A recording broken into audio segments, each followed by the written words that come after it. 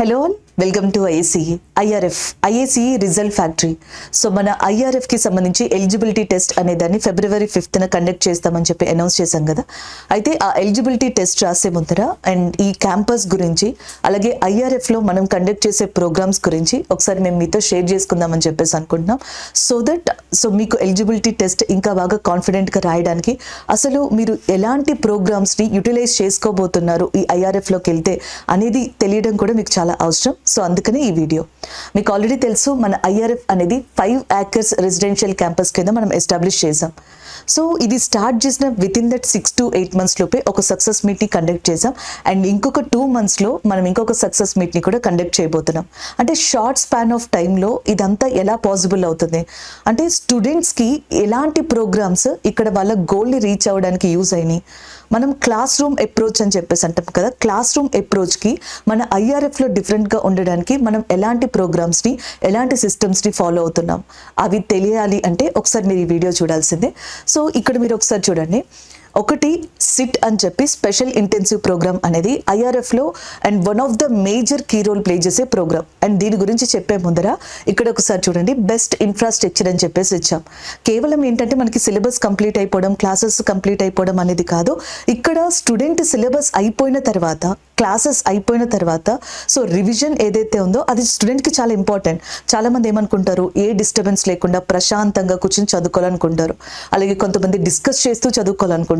So కొంతమంది ఏంటంటే so మనకి టైమింగ్స్ అనమాట. సో మార్నింగ్ చదువుకోవాలనుకుంటారు, ఈవినింగ్ చదువుకోవాలనుకుంటారు. ఇట్లా కొంతమందికి ఏంటంటే టెస్ట్లు రాయడం అలవాటు. ఈచ్ అండ్ ఎవ్రీథింగ్ ఆ బెస్ట్ ఇన్ఫ్రాస్ట్రక్చర్ మాట, దాని అర్థం అదే.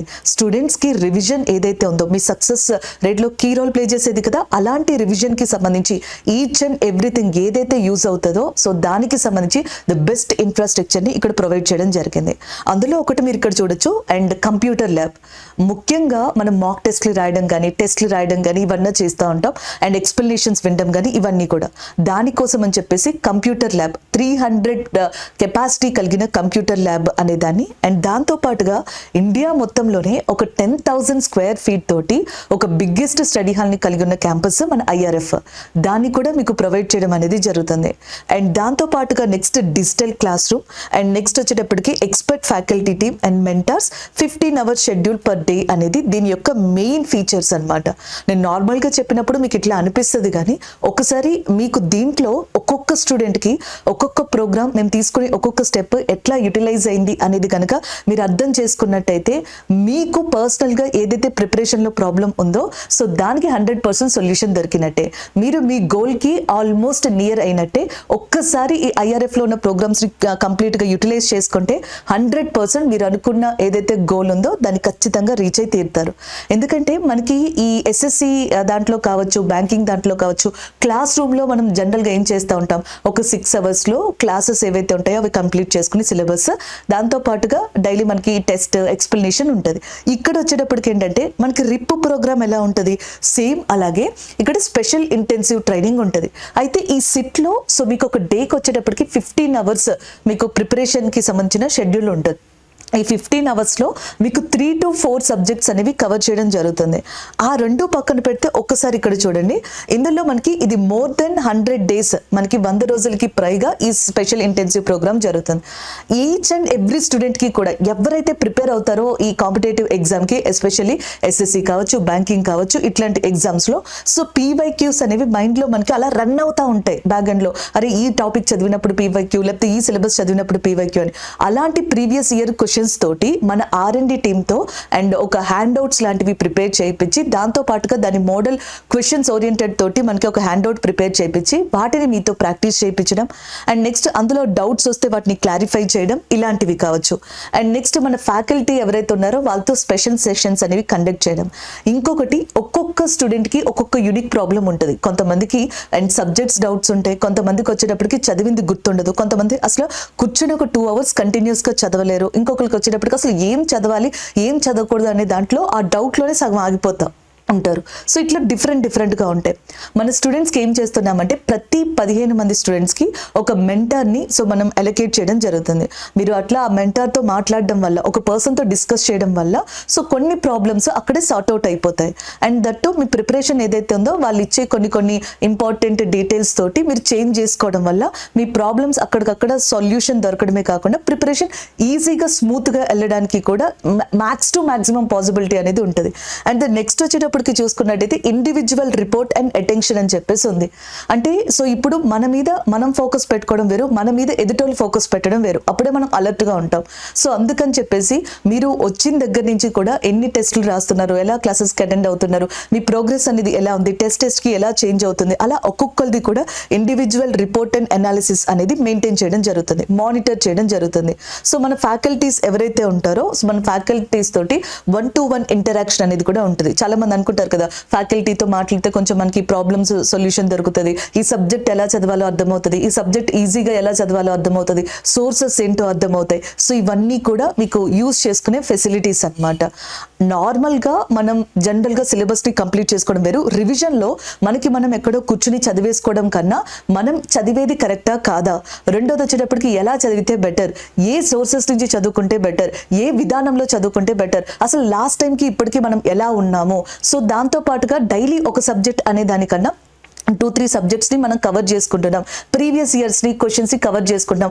ఎవ్రీ స్టూడెంట్కి ఉండే డైలీ స్ట్రగుల్ ఇది.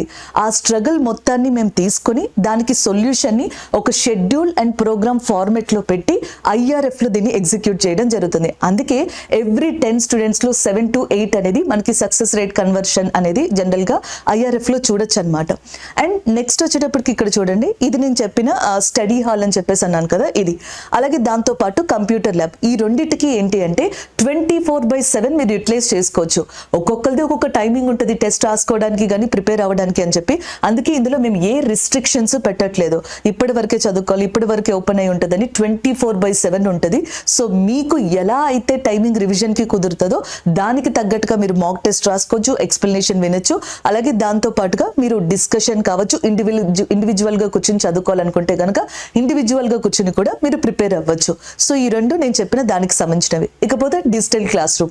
సో డిజిటల్ క్లాస్ రూమ్కి సంబంధించి స్పెషల్ సెషన్స్ ఏవైతే ఉంటాయో సో వాటికి సంబంధించి కావచ్చు, లేకపోతే స్పెషల్ ఫోకస్డ్ టాపిక్స్ ఏవైతే ఉంటాయో అలాంటి వాటిని మనం డిస్కస్ చేయడం అనేది జరుగుతుంది స్టూడెంట్స్తో.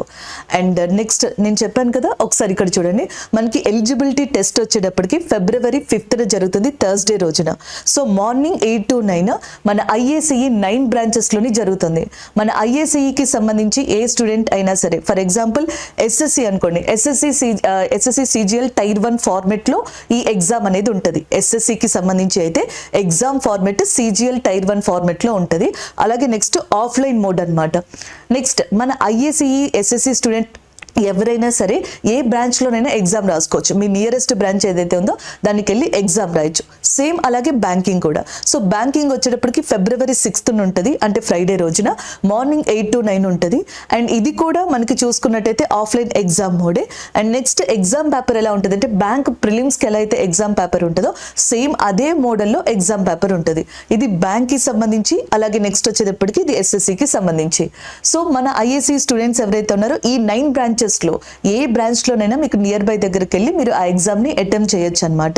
అండ్ టాప్ స్టూడెంట్స్ ఎవరైతే ఉంటారో ఈ 9 బ్రాంచెస్లో ఉన్న టాప్ స్టూడెంట్స్ని తీసుకొచ్చి సో మనం IRFలో ఉంచుతున్నాం కాబట్టి ఆ రియల్ కాంపిటేటివ్నెస్ అనేది ఏంటి, అలాగే రియల్ కాంపిటీషన్ ఎలా ఉంటుంది, మనం ప్రిపేర్ అయ్యేదేంటి, ఎదుటోళ్ళు ప్రిపేర్ అయ్యేదేంటి, సో మనం సోర్సెస్లో కానీ ప్రిపరేషన్లో కానీ ల్యాక్ చేస్తున్నాం, వాళ్ళు ఒక సబ్జెక్ట్లో ముందున్నారంటే ఎలా ఉంటున్నారు, ఏది ఈజియెస్ట్ మెథడ్, ఏది స్మార్టర్ మెథడ్, ఇట్లాంటివి ఎక్స్చేంజ్ చేసుకోవడానికి, డిస్కస్ చేసుకోవడానికి, మనం ఒక రకంగా మన ప్రిపరేషన్తో పాటు మనం అలర్ట్గా ఉండడానికి ఇది ఒక బెస్ట్ ప్లాట్ఫామ్గా చెప్పొచ్చు.